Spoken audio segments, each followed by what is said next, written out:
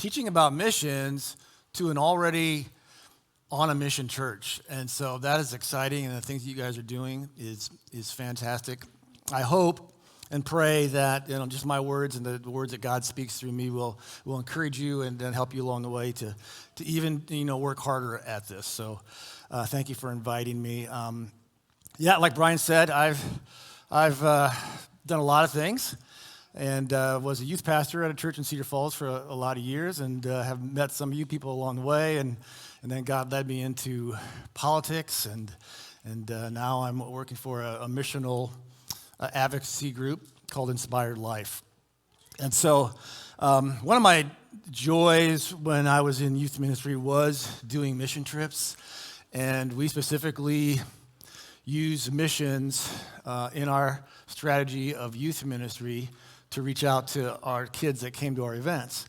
And it's really interesting to watch young people go through that process. And I noticed there were three different types of kids that would come on these trips. There were really the kids that you knew, they were already missional, already on a mission. Most of the kids that were coming they were coming on this mission trip because they were supposed to as part of their mission in their church. They were kind of just along for the ride, but they had some good intentions. And then there were kids that really just were along for the ride. They just wanted to have fun. And so I got the honor to watch, some of those young people progress in that. And that's kind of what I want to talk about today, is that progression from just being on the trip, along for the ride, to being all in on a mission for Jesus. So I believe, my opinion, there are two kinds of people in this world. The people who have watched Rocky Balboa movies and the people who haven't. And so I'm a big fan, and if you've never watched any of them, you're going to learn a little bit about what their process is today. And it gets a bad rap, the Rocky movies, because people think it's about boxing. It's really not. It's about love stories. And the Rocky movies really are Hallmark movies with a couple of boxing matches stuck in. And so it's really about this love story between Rocky and his wife, Adrian. And for those of you who have never watched them, real quick, the premise of the story is Rocky is this boxer. He lives in Philadelphia. He's not very good. He has more wins than he does losses, and he just kind of, is along for the ride. And there is the world champion boxer named Apollo Creed, and he's having trouble finding people to box him and fight him, and nobody really wants to because they know they're going to get beat. And so he comes up with an idea because he wants to box somebody. He said, hey, let's just do an exhibition, kind of a fun fight. I'll pick a random boxer from Philadelphia, and we'll just have an exhibition fight. And it'll be fun for everybody to watch. So he picks Rocky. And that's when the story gets a little bit interesting. In the process, Rocky is also falling in love with this girl named Adrian. And the funny thing is Rocky doesn't know it's an exhibition. He kind of takes it seriously. Like, I really want to fight. And so that's the kind of story. And Adrian kind of becomes Rocky's muse and inspiration to why he really wants to do well in this boxing career. Well, moving forward, there's 6 movies in the series, by the way. And if you're a fan of Rocky, the 5th movie's not any good. You can skip right over that one. That's not any good. Anyway, so what happens in the first movie? Rocky fights the guy. He doesn't win, but he goes the distance, which is nobody's ever done with Apollo Creed, is go the distance. So it was a big deal. Second movie comes along. And Apollo Creed says, I want to fight you again because you stood with me the whole time and it wasn't, I didn't take you seriously, so let's fight again. And Rocky and Adrian at this point have gotten married, and they're pregnant, and they're going to have a baby. And Adrian's like, I really don't want you fighting anymore. And he's like, oh, okay. And they go down that road, and he realizes, that's what I do, so I'm going to go ahead and take this challenge and fight Apollo Creed. But Adrian still has second thoughts and doesn't want to do it. Doesn't want him to. So she's not all in. Well, they're going along, and Rocky's training, and he's kind of half-heartedly doing it. And Adrian all of a sudden goes into labor. She's like a month early. She goes into labor to have the baby and actually goes into a coma. And is in a coma for, a little while, and it kind of destroys Rocky. He doesn't know what to do, and he spends his time at the hospital, and he's at a chapel, and he's praying. He says, he's just praying to get him through it. Finally, Adrian comes out of the coma, and they bring the child in, and at that point, Rocky says to Adrian, you know what, if you really don't want me to fight anymore, I'll do something else, I'll work at the shipyards or whatever. And Adrian says, come here. And Rocky says, what? She says, come here. She looks at him, she says, when? I just got goosebumps. I've watched this movie way too many times.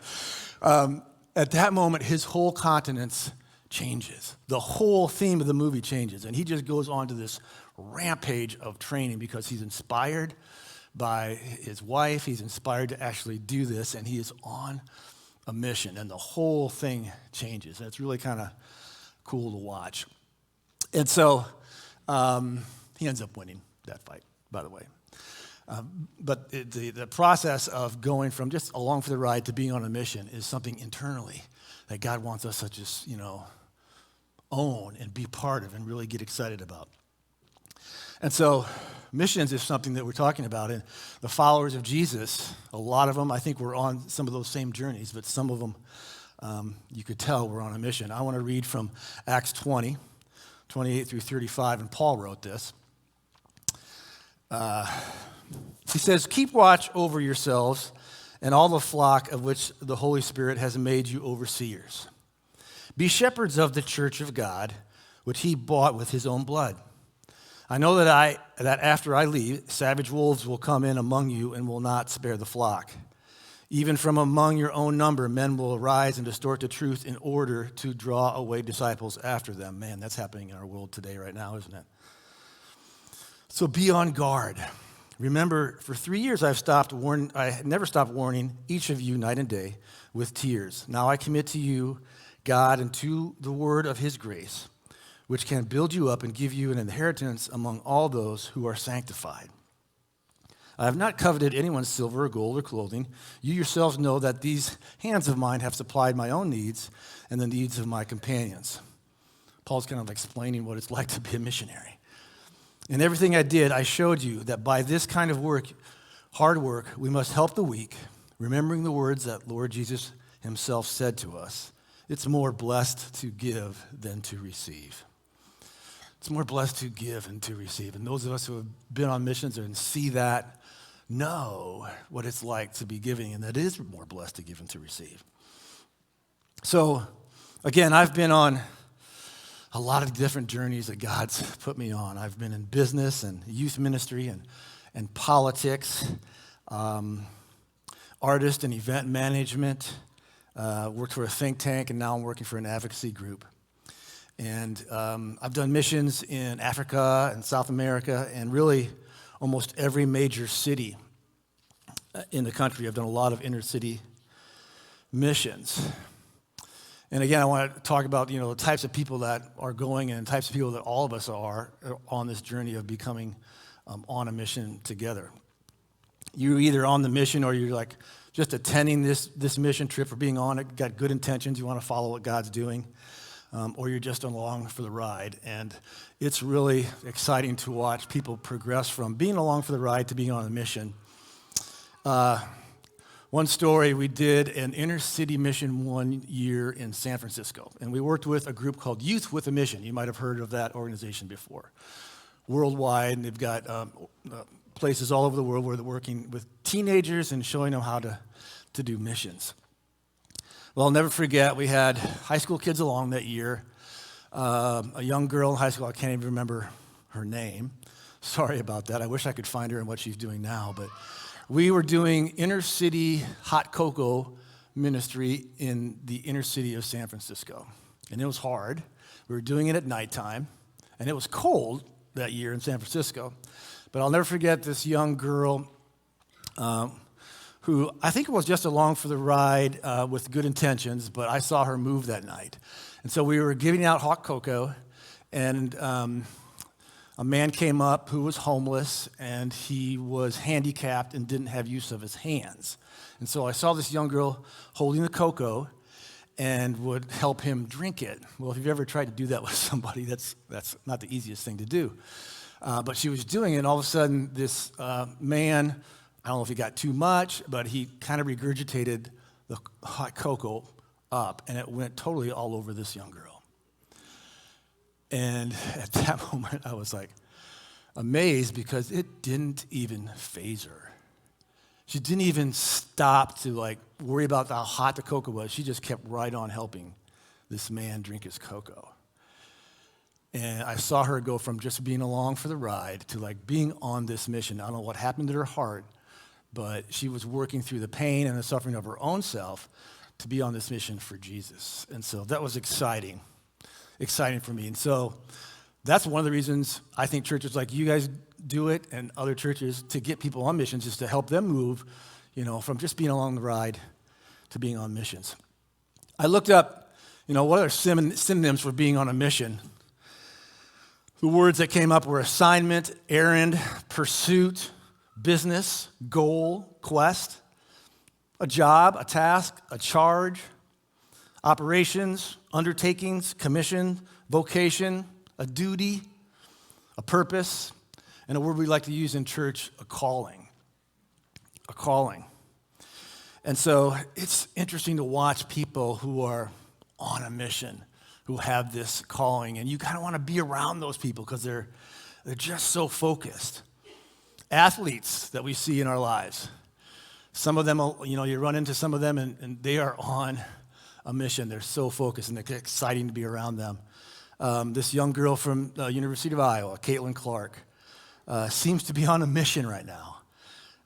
In fact, the Washington Post just tweeted out the other day, Caitlin Clark is on a mission to lead Iowa to its first Final Four appearance since 1993, and she's also on a mission to be the number 1 WNBA draft pick. I don't know if she's actually on that mission, but I know she's on a mission to get their team to the Final Four and win it all. It's kind of exciting to watch, and you want to be along for the ride for that type of a thing. Athletes that we see in our lives are like this. A couple of quarterbacks. I'm a big fan. Sorry if I offend anybody, but big fan of the Kansas City Chiefs. All right. If you are a fan of them, they got this young quarterback named Patrick Mahomes. Like, this guy is on a mission. In fact, an NFL commentator just said that this year. He's motivated this year. He's on a mission. Now, I don't want to leave out my friend Tim Bucker and the Buffalo Bills. He's got a son that plays for the Buffalo Bills, and so Josh Allen's another guy out there, quarterback. You just watch him, and this guy's on a mission. In fact, that same commentator for NFL said, Josh Allen is on a mission to win the Super Bowl. He even has his Super Bowl speech ready to go whenever he wins it. This guy's on a mission.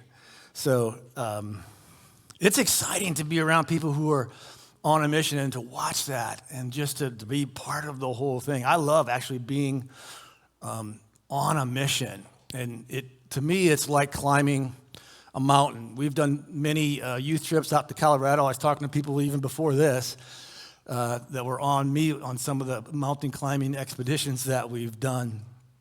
A couple of mountains out there, Hallett Peak, and one that is really big is called Longs Peak. I've done Longs Peak 3 times. That's a hard climb. The first time I did it took me 7 hours to go up. That's a hard climb. I've done it 3 times, and I only made it to the top once. So sometimes you could be on a mission.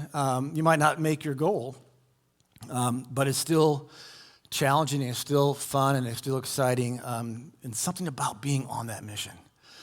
When we were in ministry, I've told you, I was in ministry for 20 years, I felt like God was giving me a specific calling to do a music festival. My daughter, some of you might have known her name is Allie. She was in the Christian music scene for a lot of years. And from that, I gained a lot of experience in understanding the music industry. And so felt like God was calling me, hey, why don't you put together an event in the Unidome called One Fest? And that's what we did. And we did this cool music festival in One Fest, or in the Unidome, for 2 years. And our goal was really to manage a Christian music festival for the glory of Jesus to the best of our ability. And that was our mission. And it was exciting to get people on board with that, whether it was the music stuff that got people energized or what. That group was on a mission. And it was one of the best groups that I've ever been able to have the privilege to form with. And at the end of that first year, we actually came $5,000 in the black, which was kind of unheard of. And I had artists, like some of these big-time artists, came up to me and said, "Hey, how many years have you guys been doing this festival?" And I said, "Well, this is our first year." And they were like amazed, like, "Wow, your team is fantastic."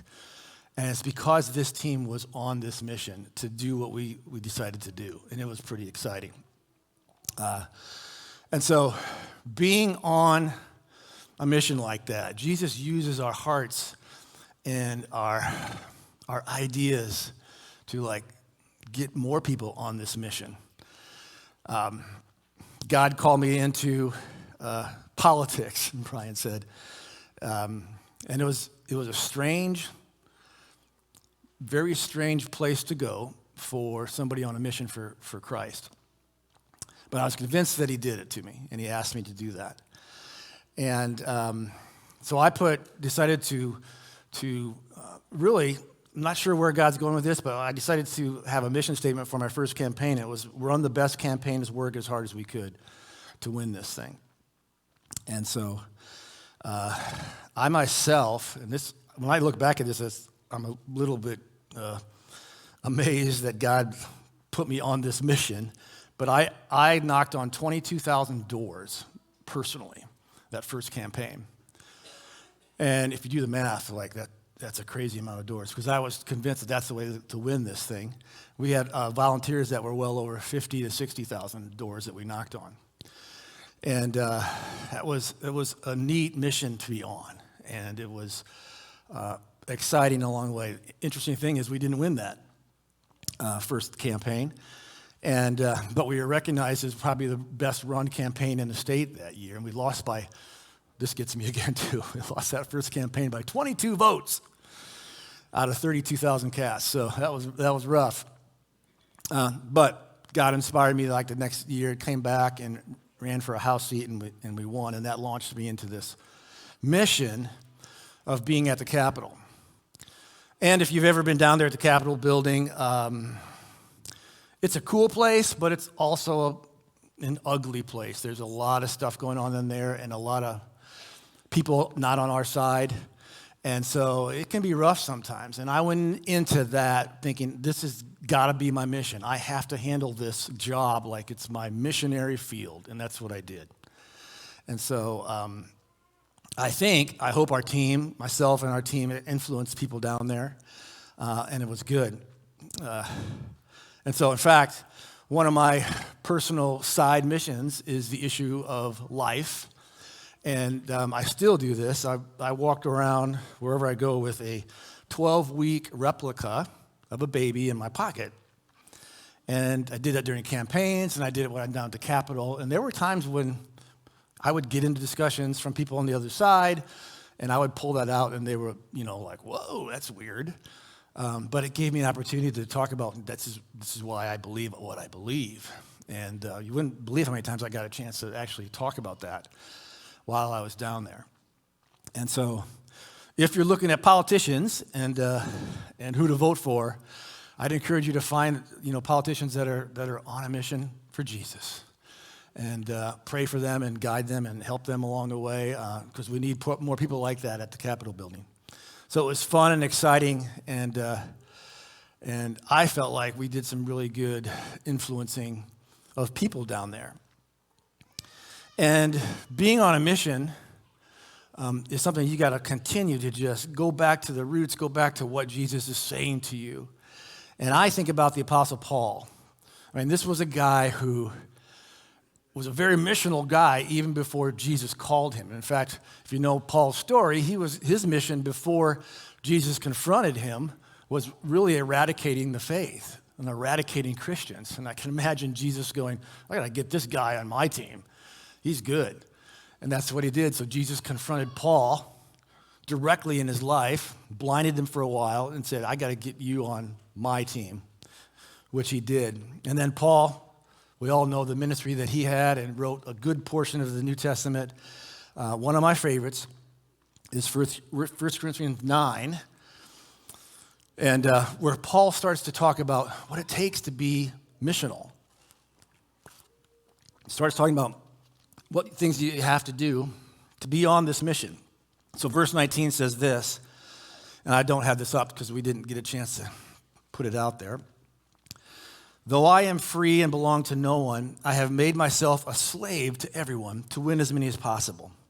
To the Jews, I became like a Jew to win the Jews. To those under the law, I became like one under the law, though I myself am not under the law, so as to win those under the law. Kind of a tongue twister there.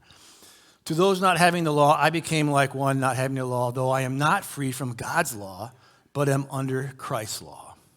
So to win those not having the law, to the weak, I became weak. To win the weak, I have become all things to all people, so that by all possible means I might save some. That has become my life verse. I have become all things to all people, so that by all possible means I might save some. I do this for the sake of the gospel, that I might share its blessings. On a mission. And then Paul goes on to talk about doing this is hard. And doing this, you actually got to train yourself. You got to train your spirit, your mind, your body in doing this. And Paul goes on in verse 24. Do you not know that in a race all the runners run, but only one gets the prize? Run in such a way as to get the prize. Everyone who competes in the games goes into a strict training. They do it to get a crown that will not last.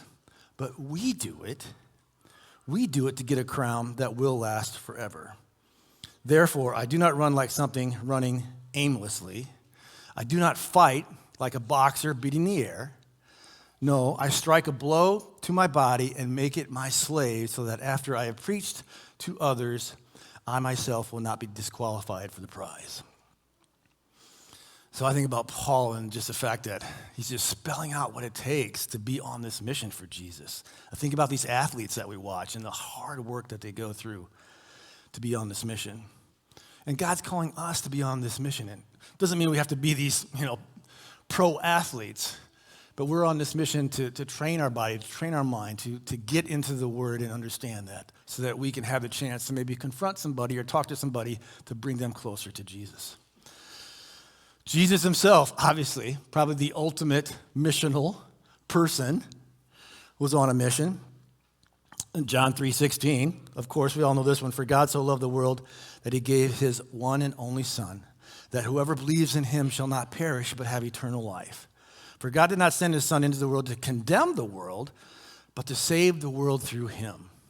Whoever believes in him is not condemned, but whoever does not believe stands condemned already, because they have not believed in the name of God's one and only Son. Man, what a mission to be on, just to share the world about Jesus, because it says it right there. If you're not believing, whoever does not believe stands condemned already. That's a reality that we are faced with in our world that we want to share with people. Jesus goes on in John 17 to pray for his followers and to actually pray for us, which is really cool. I love this prayer. I have given them your word, and the world has hated them, for they are not of the world any more than I am of the world. My prayer is not that you take them out of the world, but that you protect them from the evil one. They are not of the world, even as I am not of it. Sanctify them, and sanctify being declare holy, purify. Sanctify them by the truth. Your word is truth. As you sent me into the world, I have sent them into the world. For them I sanctify myself, that they too may be fully sanctified. And then finally in John 19, pretty simple verse, Jesus just said while he's on the cross, I've fought this fight, I've done the mission, it is finished. I mean, talk about being able to see exactly what Jesus was doing and how his whole mission, his whole life was finished in that moment. I think about this verse and I go, I have given them your word, and the world has hated them. One of the things that's hard in politics is dealing with the world. And when I was in a state rep in Cedar Falls, they used to have these forums where all the politicians would come together and answer questions. And man, I could tell you that felt to me like directly entering into the Satan's evil chamber sometimes, because there were 6 of us all representing Blackhawk County, and it was me, the only person on the right, and 5 others who were on the left. And the whole goal of that meeting, and it was sometimes as many as this people, the whole goal was just to catch me in a gotcha moment. The whole goal was to confront me and hurt me. And that became very hard, but I couldn't have gotten through those meetings without knowing that I was on a mission for Jesus. And I prayed each time to just give me your words, Lord, because this is going to be hard. And it really felt like entering into the lion's den a lot of times. So again, my underlying thing is if you know people who are politicians and want to do it, pray for them and help them and build them up. So Jesus was on this mission, obviously, and I think his goal was also to move his disciples from being along for the ride to maybe going on a trip with good intentions to actually being on the mission, and he was focused for 3 years doing that, which was pretty cool. And so, as we think about our own world, how do we know what mission to undertake? How do we know, where God is leading us on this mission? Well, that's a question I think all of us wrestle with. I personally have found kind of my own formula for doing that, and this comes out of 1 Peter 4, and again, I'm sorry I don't have the verse up on the screen, but 1 Peter 4, verse 7 says this: "The end of all things is near. Therefore be alert, of sober mind, so that you may pray. Above all, love each other deeply, because love covers over a multitude of sins. Offer hospitality to one another without grumbling. Each of you should use whatever gift you have received to serve others as faithful stewards of God's grace in various forms." Each of you use whatever gift you have. Now, it's interesting. The church has come up with all these different ways, spiritual gifts and enneagrams or whatever all that stuff is to figure out. All I know is I'm continually on a journey to figure out what my gifts are, how God made me. And if you embrace that, it's actually pretty cool. I have come up with a formula that I use to help you decide, what missions should I go through? Because when I put this talk together, I really started to have compassion for my wife, because I looked at my own life and I realized that I have 6 times in my life I have taken major turns where we're like going down this road, I have a good job, I've got a good pay, and all of a sudden, boom, God comes along and says, "No, I'm going to do something else." And when I looked at that, I'm like, oh, holy moly, no wonder my wife is retired now. Anyway, so to understand how God wants to use you and where he wants you to go, this is my formula. It has to do with using your hand as a visual. And when I have my hand outstretched like this in a surrender position, it's obviously first and foremost, I'm surrendering my life to Jesus. And I have got to be in the Word and in prayer. If I'm not in the Word and in prayer, the rest of this formula doesn't work. So I would, if you want to be a missional person, get in the Word, be in prayer, and open up your hand to where God's leading. Secondly, I look at the thumb. The thumb is the strongest digit on your hand. And so, again, like I just said, God's given you strengths and weaknesses. Figure out what they are. Young people, figure out what they are. It's a lifelong process of figuring out what your strengths and your weaknesses are. Use whatever tools that you have available to you to help you do that. Ask your friends, ask your family, what am I good at? How has God gifted me? Has he gifted me as an athlete? Has he gifted me as an intelligent, book smart person? Has he gifted me as a compassionate person? Whatever it is, that's going to help guide you where he wants you to go. The second thing is this finger, and I think about this when like athletes, we're number one. Yeah, we're passionate, we're number one. So this finger I use to talk about the passions in my life, Real quick, another story from a movie. This old movie called Rudy. If anybody ever saw the movie Rudy, he was this football player who ended up playing the last play or the last game of his last season at Notre Dame. He had no business being on the team because he wasn't good at it. He wasn't a good athlete, but he was passionate. And so because he was so passionate, he ended up staying on the team. In the last game of his last season, he got to get into the last part of the game. That was his goal. That was his mission. Passion drove him to do that.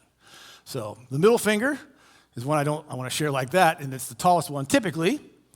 And so to me, that symbolizes pointing towards God. And so this is one of the hardest ones that you have to continually work on. But every decision, is this a God decision or is this a Walt Rogers decision? Especially in politics, because politics will suck you in with ego and popularity. So if you're going down that road, you got to make sure, is this something that God wants me to do or is it something that I selfishly want to do? Sometimes those are the same. Sometimes those are the same thing. But use every instance in your life. Use your life as you go through it. All of us are still dealing with it. I'm over 60. I'm still trying to figure out which little things in my life is a God thing and what is just a selfish thing. So strengths and weaknesses, your passions, your God motivation or selfish motivation. This one is a ring finger. And this symbolizes to me like who's in your life, your family, your friends, who are you married to, your wife, your husband. Those are the things that will also influence and will guide you along the way. When I first started thinking about politics, my wife was 100% not in. And so I didn't go down that road. But then she started to soften on the idea and understand what he was doing in my life. So you've got family in your life that is there to help. Yeah, sometimes they're not on the same page with you in your faith, but they're still part of your family, and God wants to use them in your life to help guide you on what mission to do. Lastly is the little finger, and the little finger to me is a hand on a clock or a compass. And that symbolizes where God's put you. This might be the most important one. I'm not sure. They're all pretty important. But God's placed you today in Parkersburg in this building. God's placed you in your family. He's placed you in Iowa. Those are all ways for you to figure out how God wants you to use you and what mission to use.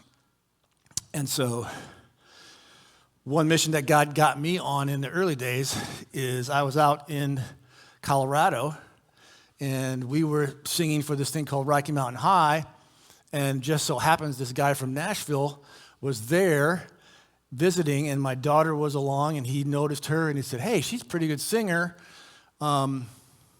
Let's talk." And that moment was the moment that started my daughter on her whole music career, because at that moment, this man had entered my life, and that was God saying, "Hey, check this guy out." A year later, I remembered him. I gave him a call. "Hey, what's going on?" He invited Allie on this event that changed her life. And it was because at that moment, I was open to what door God had in front of me. So my point is, again, use your hand. Is it open to where God's leading? Are you in prayer and in the Word? Understand your strengths, understand your passions, understand, is this a God motivation? Figure out what your family is saying to you, and where has God placed you? Where has God placed you? So, again, I go back to maybe I'm too much that way, but once I learned how to open my hand to Jesus, he came along and pointed me in a lot of different directions, and they've all been good. The first time he came to me and I was presented with this idea of going into politics, I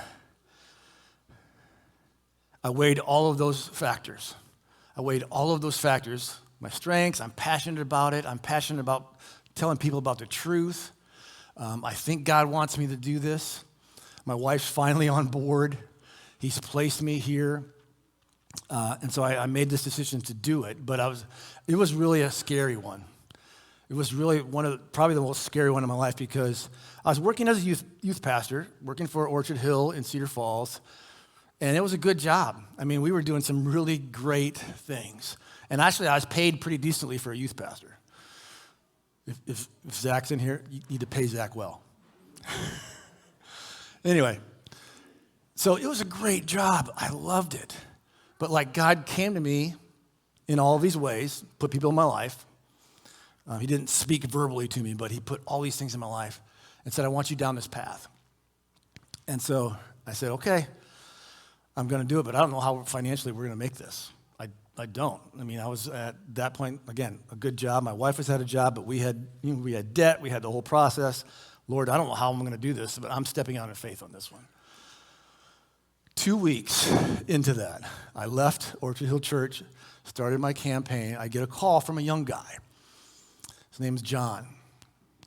He said, Walt, I really respect this idea that you're going into politics. I appreciate what you're doing. I know that financially you're in limbo. Don't worry about it. I'm going to take care of your finances through this whole campaign. And he was this young guy who sold art on cruise ships, and he was making like $500,000 a year just selling art on cruise ships. And he said, Walt, don't worry about it. God's blessed me. I'm taking care of you on this one. Wow. And I can tell you, maybe not that significantly, but every time I've like done this and I've stepped out in faith and, a little bit scary, fearful, God has come in and go, don't worry, I'm going to take care of you. Every time I've done it, he's done that. And so it doesn't look the same for everybody, but God is asking you to step out in faith and take that step and go on this thing called a mission for him. Where am I at for time, Brian? I'm good. So, back to the Rocky movie. What's really interesting about it is the mission, I think, of Rocky really wasn't to win every time. It was really about the culmination of his training. And so if you watch the movies, again, actually, I mean, people who haven't, the first one won the Academy Award in 1977, so they aren't bad. They aren't that bad of movies. They're actually pretty good. And so the culmination of his mission really was the culmination of his training. And in every movie, he would struggle with, why am I doing this? And Adrian would come along and like, this is why you need to do it. And he would get pumped up and back on the mission. And in every movie, there's this scene at the end before the fight where he like gets to the top of the steps. And if anybody ever been to Philadelphia at the museum, go to that museum and they have the Rocky statue there where he's standing like that. But the first movie was interesting because he was started to work out and he did his run and he ends up at the steps and he's so out of shape he could barely make the steps. At the end of the movie, he's like runs up this thing and he stands at the top of the steps like this. The end of the second movie, he does the same thing, and all the children, all the kids in Philadelphia saw him running and they start following him, and the end of that culmination of his training on that movie was him standing on the steps with hundreds of kids around him like, yeah, Rocky, we did it. Rocky IV, he does the same thing on top of this mountain. Where his training's done, he's ready to fight. And so, I don't want to like too emotional about a movie, but that picture is something that I hope and pray someday at the end of my life that I've been able to say, Jesus, I trained hard, I did it, I hope you can be happy about that. And I hope and pray that he can look at me and say, well done, good and faithful servant. It's awesome to be in a church that is already doing missions. And I would just encourage you, each one of you personally, you know where you're at. You know where, if you're just along for the ride, or if you're here for good intentions, or you're actually on this mission, I would encourage you to take a step closer. Have that courage to have the open hand and go where God's leading, it's scary sometimes.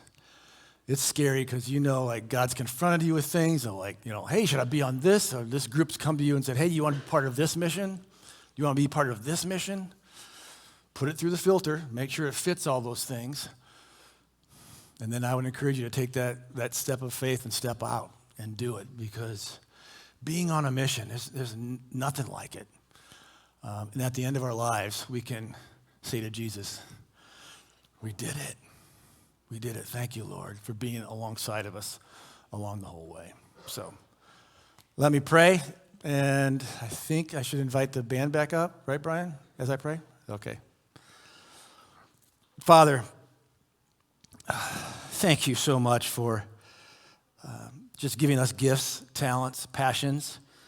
Thank you so much for this church that is a missional church that is already on the journey to be and do great things for you. We just love you so much, the fact that you've put all these things in our lives. I thank you for the staff here and everybody involved, and the years and years of people on a mission that have influenced not just Parkersburg, but obviously the whole state. So I thank you and ask that you continue to help this church on that mission. I would ask that you would help all of us in a personal way. Just have the courage to step out when we know that you're calling us into this thing on a mission for you. And that's really what it's all about. Our lifelong mission is a mission for telling people and encouraging people and then bringing more people to you in this life with you in heaven. So we thank you, Lord. You are such a good, good God. Bless today. Bless our travels as we head home. And bless everything that we do. Help us walk in your will. In Jesus' name, amen. So I think the team come back up. There we go.